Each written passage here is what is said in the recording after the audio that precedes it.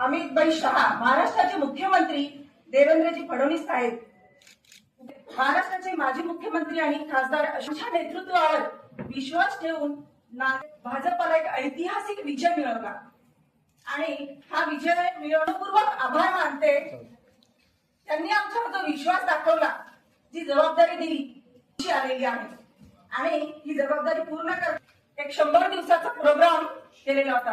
त्या धर्तीवरच च्या वतीने महापौरांनी आयोजित केलेल्या पत्रकार परिषदेच्या निमित्ताने नांदेड महानगरपालिका भाजपला बहुमत मिळाल्यानंतर आमचा जो संकल्पनामा आम्ही दिला होता त्याप्रमाणे पहिल्या 100 दिवसाच्या आजपासून 100 दिवसामध्ये ज्या ज्या गोष्टी करणं शक्य आहे तो कृती आराखडा या ठिकाणी ठेवण्यात आलेला आहे. प्रामुख्याने ज्या गोष्टी तातडीत सफाईचं काम आहे, पाणी पुरवठ्याचे विषय आहेत, ट्रॅफिकच्या समस्या आहेत, अशा अनेक समस्या, मलनिस्सरणाचं काम आहे, स्मशानभूमीचे जे काम आहे, अशी अनेक महत्वाची जी कामं जी प्रगतीपथावर आहेत ती पुन्हा नव्याने हाती घ्यायची आहेत.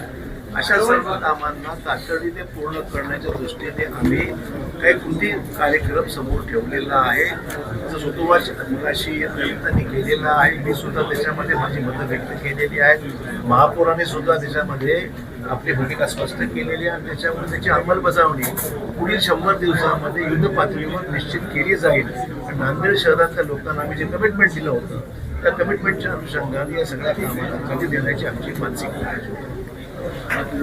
शहर वाहतुकीचा जो विषय आहे, शहर वाहतूक बस सेवेचा, त्या संदर्भात एक आवश्यक गरज आहे शहरासाठी. शहर वाहतुकीचा प्रश्न आहे, त्यासाठी लोकांना विश्वासात घेऊन पर्याय द्यावे लागणार आहे. दुसरी वाहतूक आहे त्यासाठी पर्याय द्यावा लागतील ना आपल्याला. शहरामध्ये समांतर रस्ते जे आहेत त्याला आपल्याला मोकळं करून घ्यावं लागणार आहे. ट्रॅफिक काही ठिकाणी डायव्हर्ट करावं लागणार आहे. हे करत असताना आपल्याला लोकप्रतिनिधी आणि व्यापारी आणि शहरातल्या नागरिकांचं एकंदरीत समन्वयातून याला पर्याय आपल्याला द्यायचे. शेवटी लोकांच्या सहभागातून हे सर्व शक्य होणार आहे. त्यामुळे लोकांना विश्वासात घेऊनच हा कृती आराखडा हे आयुक्त तयार करतील, त्याची अंमलबजावणी निश्चित केली जाईल. पण